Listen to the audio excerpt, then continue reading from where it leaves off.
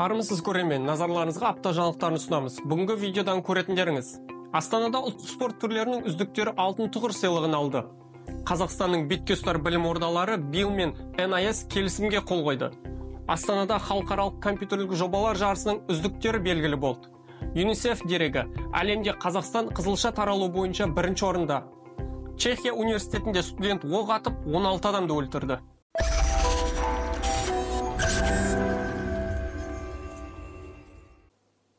Астанада алтын тұғыр жүлдесінің 10 жылдық мерейтойы аясында ұлттық спорт түрлері бойынша үздік спортшылар мен жаттықтырушылар марапатталды.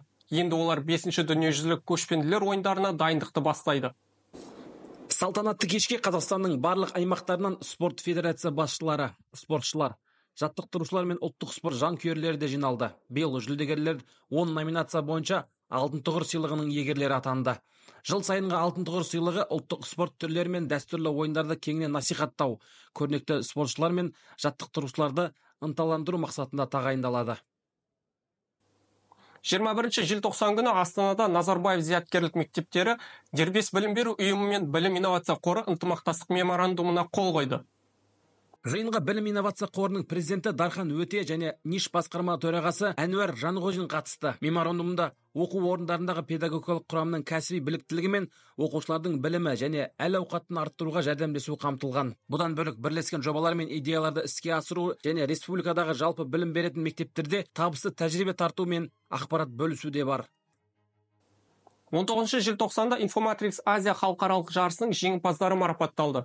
Бұл сайысқа 5 мемлекеттен 450 оқушы қатысты. Оқушылар 6 секция бойынша жоба қорғады. Нәтижесінде әр секция бойынша жеңімпаздар анықталып, медаль мен мадақтама табысталды. Оза шапқан ерекше жобаларға СДУ, КБТУ, АУЭС секілді жоғарғы оқу орындарының гранттары табысталды. Бұл сайысты Дарын республикалық ғылыми практикалық орталығы мен білім инновация халықаралық қоғамдық қоры бірлесіп ұйымдастырды. Халықаралық қор мәліметі бойынша Қазақстан қызылша ауруын жұқтырғандар саны бойынша әлемде бірінші орында тұр. ЮНИСЕФ ақпараты бойынша әлем бойынша жан басына шаққанда Қазақстанда қызылша ауруының ең жоғары деңгейі тіркелген. Яғни 100 мың тұрғынға шаққанда 69 жағдай. Бұл 13.254 жағдайды құрайды.